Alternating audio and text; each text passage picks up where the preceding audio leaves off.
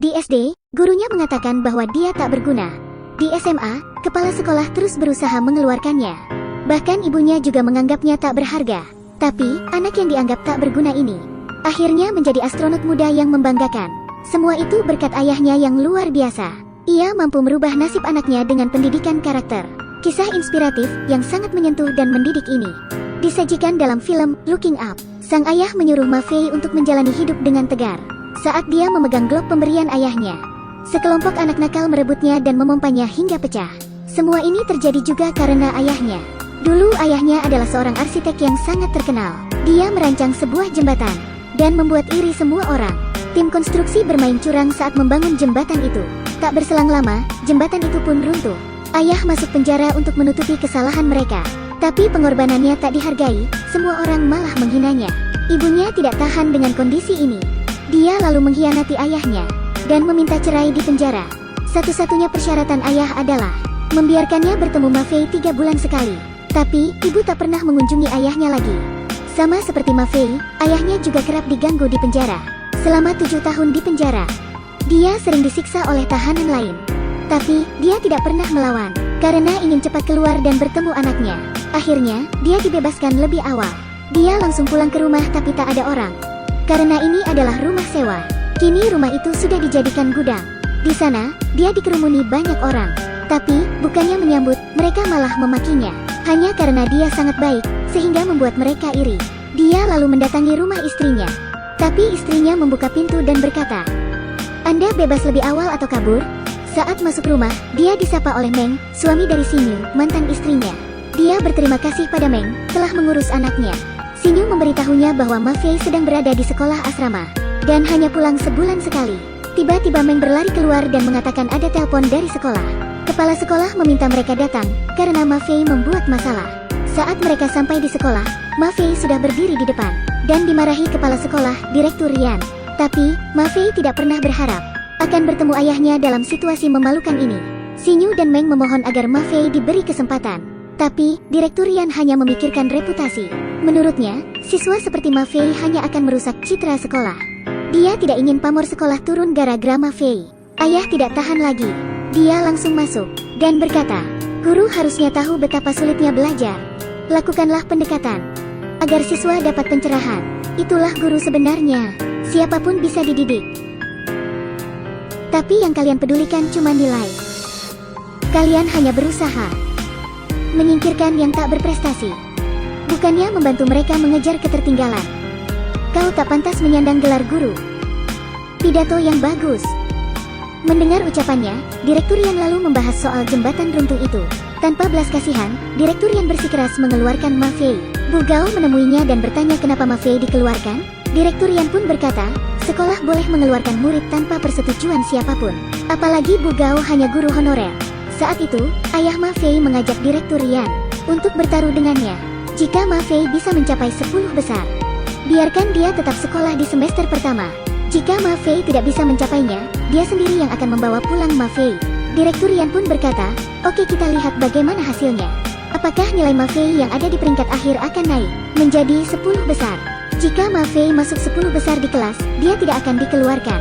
Dengan optimis, ayahnya berkata, "Bukan hanya 10 besar di kelas, tapi 10 besar di sekolah. Bahkan, setelah lulus nanti, Ma Fei akan jadi lulusan terbaik dalam sejarah." Semua orang di sekolah terkejut. Bagaimana bisa siswa peringkat bawah mampu meraih 10 besar hanya dalam waktu singkat?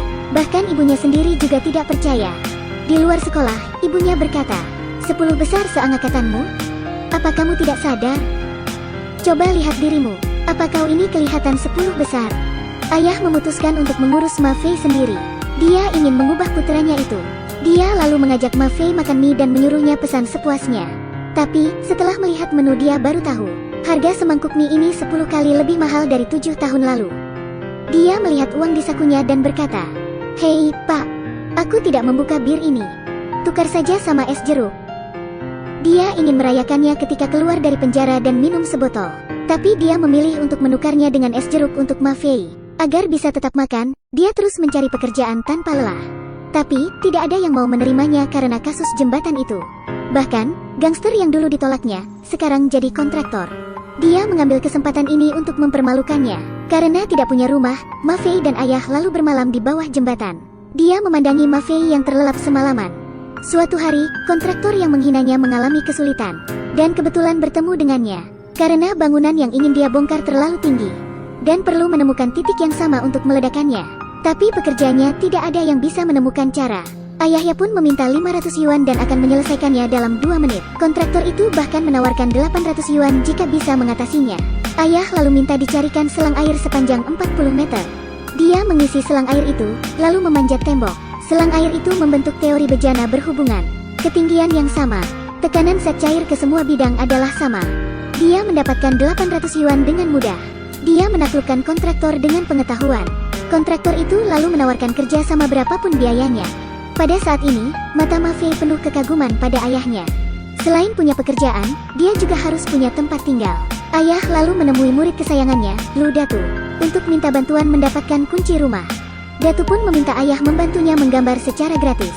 Sama seperti mereka mendapat rumah dengan gratis.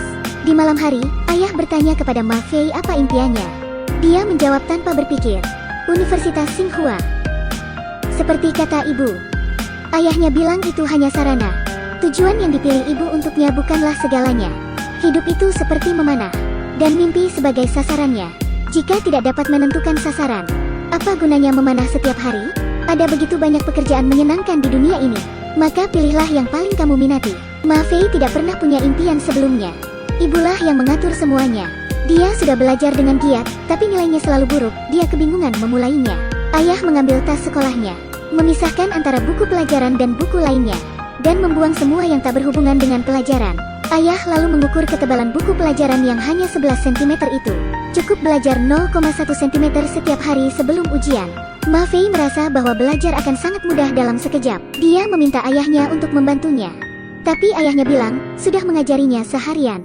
Selamat malam nak. Dia tidak ingin runtuhnya jembatan itu menghantuinya seumur hidup, bahkan mempengaruhi anaknya. Dia lalu menulis petisi pembelaan untuk dirinya. Dengan cara ini, Ma Fei dan ayahnya memulai hidup baru. Mereka berlarian dan main layang-layang bersama. Begitu Ma Fei fokus memperhatikan pelajaran. Dia merasa pelajaran yang tadinya membosankan menjadi sangat menarik. Saat tinggi badannya terus tumbuh, nilainya juga mulai membaik. Meskipun hanya peringkat kelima dari bawah. Tapi ayah terus memotivasinya. Dia juga membuatkan miniatur pesawat untuk Ma Fei. Dengan santai, Ma Fei mendadak minta komputer. Ayah merasa belum pernah membahagiakannya selama ini. Jadi, dia akan berjuang keras untuk membelikannya. Dan mulai bekerja lembur setiap hari. Dia mengais rongsokan hingga jual darah. Setelah 2 bulan, akhirnya uangnya cukup. Betapa senangnya Ma Fei ketika dia melihat komputer. Dia langsung memeluk erat ayahnya. Tetapi dia tidak tahu bahwa ayah membelinya dengan susah payah. Pinggangnya pun terasa sakit saat menggendong Ma Fei. Tiba-tiba, Ibu Gao datang untuk menanyakan pekerjaan rumah Ma Fei. Dia juga meminta ayah memperhatikan Ma Fei. Ibu Gao berkata, anak-anak lain sudah mengumpulkan PR-nya. Tapi, Anda malah membiarkan Ma Fei main komputer. Ayah lalu balik bertanya, apa pentingnya PR? Bu Gao menjawab ada tinjauan untuk ulangan mendatang. Dan sejumlah kisi-kisi yang harus dipelajari. Itu juga dilakukan untuk mengasah pengetahuan murid. Tapi, ayah Ma Fei malah menasehatinya. Membaca pelajaran berulang kali untuk menghafalnya. Betul sekali. Mengulang lagi, dan lagi. Seperti roti kukus ini. Setelah dikukus, dipanasi berulang-ulang. Lagi, dan lagi. Apakah menurutmu rasanya akan lebih enak ketimbang saat baru matang? Presentasi dan ulasan yang diperlukan. Saya juga setuju. Tapi memaksa mereka belajar hingga tengah malam setiap hari. Pada tahap hidup yang paling aktifnya. Dan terus begitu selama 10 tahun. Apa kamu tidak khawatir? Itu bisa menghancurkan ketertarikan mereka untuk belajar. Apa kau tak melihat kebosanan itu? Juga kejenuhan di mata mereka. Bu Gao merasa tercerahkan setelah mendengar ucapannya. Sepertinya dia mulai tertarik dengan ayah yang aneh ini. Ayah pun mengantarnya pulang ke asrama. Bu Gao lalu menghentikannya sebelum pergi. Dia berkata, ucapan Anda ada benarnya. Tapi roti kukus tadi agak kurang enak. Jika Anda berkenan, saya dapat memasak makanan untuk Ma Fei di masa depan. Setelah pulang, Ma Fei merasa ayahnya sedang jatuh cinta. Dia sengaja bernyanyi menggoda ayah. Betapa banyak kesedihan tersembunyi di hatiku. ingin rasanya menggenggam tanganmu lagi. Keesokan harinya, Ma Fei bertemu dengan berandalan yang selalu mengganggunya dulu. Beruntung ayahnya datang tepat waktu. Dia lalu menyuruh Ma Fei bergegas ke sekolah tanpa harus menoleh. Di kelas, Direktur Yan telah menunggunya. Dia akan mengawasinya setiap hari. Di tas Ma Fei, Direkturnya Yan menemukan miniatur pesawat dari ayahnya. Setelah itu, dia menyeret Ma Fei keluar kelas dan membuang miniatur pesawat kesayangannya itu. Bahkan, dia juga menghukum Ibu Gao. Katanya dia melindungi siswa yang buruk. Dia akan membatalkan pengangkatan Ibu Gao. Saat pulang ke rumah, Ma Fei memberitahu ayah tentang hal ini. Dia berkata tak mau sekolah lagi, sebab saat ujian akhir, Direktur Yan sendiri yang akan mengawasinya. Jika nilainya kurang, dia akan dikeluarkan. Saat ayahnya menoleh, Ma Fei langsung meneteskan air mata. Tak disangka, berandalan tadi pagi menghajar ayahnya hingga babak belur. Saat itu, tiba-tiba pintu rumahnya didobrak. Tetangganya yang tak manusiawi itu tahu mereka tinggal di sini dan ingin mengusir mereka. Ayah menatap wajah mereka satu persatu dan bergegas menghampir mereka. Dia tidak bisa lagi mengendalikan emosinya. Setelah bertahun-tahun ditahan, akhirnya meledak. Aku tak akan menyerah. Apa-apaan kau ini? Maju. Maju. Maju sini. Ma Fei tidak tahu ucapan itu untuk ayah sendiri atau untuk dirinya. Pagi-pagi sekali, Ma Fei memberi catatan pada ayahnya. Dia menulis, "Ayah, aku akan sepertimu, tak akan menyerah." Ayahnya pun merasa sangat terharu dan bangga. Tak peduli seberapa pahit kehidupan ini, selama kita memiliki buah hati, semuanya terasa indah. Dia terharu dan menangis sejenak, dan menyembunyikan air matanya yang mengalir. Dia tak pernah meroh memperjuangkan keadilan, tapi dia selalu diusir saat ingin membuktikan bahwa dia tak bersalah. Ma Fei yang tak tahu tentang hal itu, langsung memberitahunya bahwa kota Nanhai akan mengadakan pertunjukan udara, dan ingin mengajak ayahnya ke sana. Tapi ayah semakin marah dan melampiaskan emosinya pada Ma Fei. Ma Fei yang kecewa pun pergi. Karena merasa bersalah, ayah lalu menemui Ma Fei. Ayah meminta maaf padanya, dan berjanji akan belajar menjadi ayah yang baik. Jadi, mohon dimaklumi jika kadang salah. Ayah lalu bertanya bagaimana persiapan ujian akhirnya. Ma Fei menjawab tak mungkin bisa masuk 10 besar. Ayah lalu menjawab itulah jawaban yang dia tunggu. Ayah lalu membawanya menemui Ibu Gao untuk minta izin. Tetapi Ibu Gao melarangnya karena sebentar lagi ujian. Tapi ayahnya tetap ingin mengajaknya berlibur. Sebab menurutnya, ini adalah momen penting bagi Ma Fei untuk menumbuhkan jati diri dan impiannya. Maka dia harus memotivasinya di setiap hari, setiap menit, bahkan setiap detik, agar Ma Fei tahu tujuan hidupnya. Setelah itu, dia membawa Ma Fei ke pertunjukan udara. Mereka bersenang-senang di perjalanan. Dimanapun berada mereka terus bermain.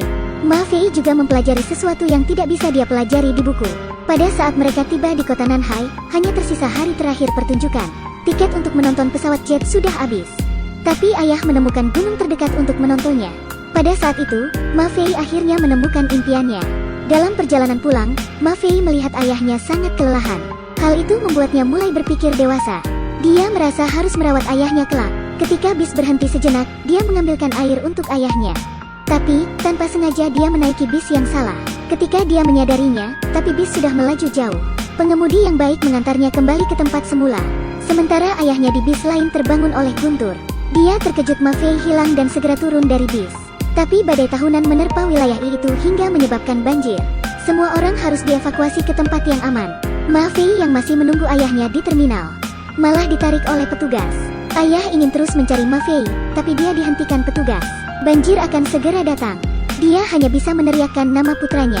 Dia lalu mengambil pengeras suara petugas dan memanggil Ma Fei. Petugas lalu menerima kabar bahwa 15 menit lagi banjir akan tiba. Semua orang harus segera dievakuasi. Saat itu, Ma Fei menaiki rakit buatannya dari sebuah papan. Itu adalah ide yang luar biasa bagi seorang remaja. Itu juga bukan sesuatu yang bisa dipelajari di buku sekolah. Ini semua membutuhkan kematangan berpikir, dan dilakukan dengan penuh keberanian.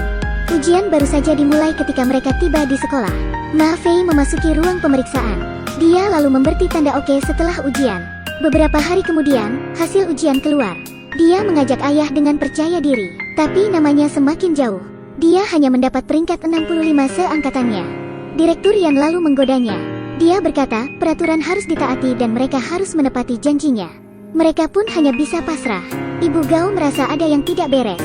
Dia pergi mencari kertas ujian Ma Fei, dan lalu menghentikan mereka. Dia mengatakan Ma Fei memiliki skor total 641 poin. 21 poin dari 10 besar di kelas. Tapi, nilai esainya diberi 0 poin oleh Direktur Yan. Ayahnya bergegas kembali dengan kertas ujian dan ingin Ma Fei membaca esainya di depan umum. Setelah dibaca, Direktur Yan berkata, nilainya tetap 0 jika tak sesuai tema. Pernyataan ini langsung ditentang oleh ayah. Dan berkata, setiap pilihan ganda. Hanya ada 4 pilihan. A, B, C, D. Ini tak masalah. Tapi apa hanya akan ada 4 pilihan saja? Saat mereka menemui masalah di kehidupan nyata nantinya, mengetahui jawaban dari A, B, C, D itu penting. Tapi yang lebih penting lagi adalah bila anak-anak bisa memunculkan jawaban E, F, G, H, L, J, K, L, M, N. Apapun keadaannya, saat anak kita bisa memunculkan jawaban X, Y, Z dan seterusnya, itulah saatnya mereka bisa menentukan nasibnya sendiri. Mantap. Guru senior di sana juga mengatakan bahwa ini argumen yang sangat bagus. Akhirnya, 3 guru memberi nilai 0 dan 3 guru lainnya memberi nilai penuh. Alhasil, nilai rata-rata dari voting itu adalah 22,8. Dengan begitu, Ma Fei berhasil masuk 10 besar. Guru senior itu lalu berkata pada Direktur Yan, anak-anak dengan kemampuan berpikir kritis seperti dia harus disemangati. Dia akan memajukan bangsa ini suatu hari nanti. Beberapa tahun kemudian, ketika siswa lain masih mempersiapkan diri untuk ujian, Ma Fei sudah diterima di sekolah pilot lebih awal. Dia lalu menemui ayahnya dengan bahagia. Ayah pun sangat bangga padanya. Ayahnya dan ibu Gao lalu hidup bersama. Seiring berjalannya waktu, Ma Fei beralih dari pilot menjadi astronot. Tapi ayah tak pernah mengunjunginya, karena ayahnya merasa tak pantas menemuinya. Suatu hari, saat ayahnya makan di kedai mie, ayah mendengar Datu sedang berbincang dengan pihak lain di ruang pribadi. Ternyata dia berbuat curang dan menyebabkan jembatan itu runtuh. Dia mengambil keuntungan dan semua bahan yang digunakan tidak sesuai standar. Ayah akhirnya tidak bisa menahan emosinya, karena seluruh hidupnya hancur gara-gara murid kesayangannya itu. Setelah mendapat bukti, dia mengajukan banding dan membuat masalah ini mencuat lagi di berita. Pada saat yang sama, Ma Fei juga mendapat tugas khusus. Setelah memberi kabar baik itu, Komandan Wan Li lalu berkata, Ma Fei akan menjadi sorotan dunia. Jadi, dia meminta agar Ma Fei menjauhkan ayahnya dari berita miring, sebab hal itu akan mempengaruhi karirnya. Dia berharap berita seperti ini tak muncul lagi. Ayah lalu menemuinya setelah lama menghilang. Ayah berani menemuinya lagi karena dia yakin masa lalunya yang kelam akan segera sirna. Dia memberitahu Ma Fei bahwa kasusnya akan segera terungkap. Tapi Ma Fei memintanya untuk melupakan hal itu. Jembatan itu sudah runtuh bertahun-tahun. Dengan naik banding, mungkin reputasi ayahnya bisa membaik. Tapi Ma Fei tak menyetujuinya. Ayah sangat sedih dengan ucapan Ma Fei. Sebelum pergi, ayah berkata, baru sekarang aku menyadari niatku mendidikmu telah gagal. Keluarga Ma Fei tak ada yang datang di hari peluncuran. Tapi, dia berhasil terbang keluar angkasa dan menjadi perhatian publik. Di saat-saat bahagia ini, tiba-tiba batu angkasa menabrak penyekat pesawat mereka dan merusak antena relay. Mereka benar-benar hilang kontak dengan bumi. Ini berarti, hanya ada 1 dari sejuta peluang untuk selamat. Ayah khawatir dan tidak bisa tidur sepanjang malam. Dia mengambil senter dan menyalakannya ke arah langit. Dia seolah ingin membimbing Ma Fei untuk menemukan jalan pulang. Ma Fei yang sedang memegang globe pemberian ayahnya, tak sengaja menemukan catatan yang ditulisnya dulu. Ternyata, ayah memasukkannya ke globe. Hal itu mendorongnya semangatnya untuk mengatasi masalah ini. Dia mengenakan baju astronot dan berjuang semampunya. Tapi dia hanya punya 3 menit. Oksigen dalam pakaian antariksa akan habis dalam 3 menit. Dia mencoba memanjat ke lokasi antena. Jika bisa memperbaikinya, maka mereka bisa terhubung lagi dengan bumi, sehingga bisa mendapatkan data orbital dan kembali ke bumi. Namun, tali pengamannya mendadak tersangkut, dan dia terpental hingga pingsan. Saat pingsan, dia tiba-tiba seperti mendengar teriakan ayahnya. Dia pun sadar. Saat itu, hanya ada 10 detik tersisa. Ini adalah kesempatan terakhirnya. Dia lalu melepaskan tali pengaman. Jika berhasil, maka dia bisa kembali ke bumi. Tapi jika gagal, tamat sudah riwayatnya. Dia membidik target dan mencobanya. Akhirnya dia berhasil. Pusat komando bersorak gembira saat mereka kembali terhubung. Ini adalah keajaiban. Ma Fei pun berkata, ayah, didikanmu tidak gagal. Beijing, Beijing. Fajar 16. Berhasil memulihkan sistem lagi. Mari kita pulang sekarang. Telemetri normal. Pesawat telah memasuki orbit kembali.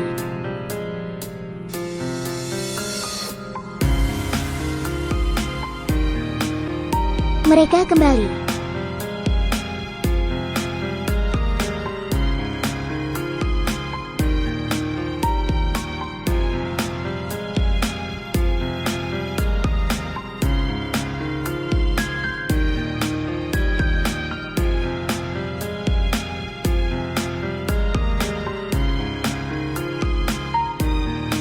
China, ayo China. Mereka disambut seperti pahlawan. Ayah pun sangat bangga dengannya. Dia lalu berjalan menuju Ma Fei dengan hati bahagia. Bahkan, kasusnya juga dipulihkan.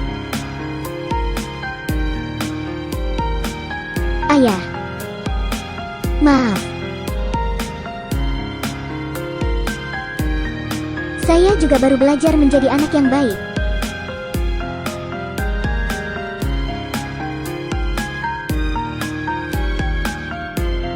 Sungguh sulap yang luar biasa. Bisa tolong kau ulangi lagi?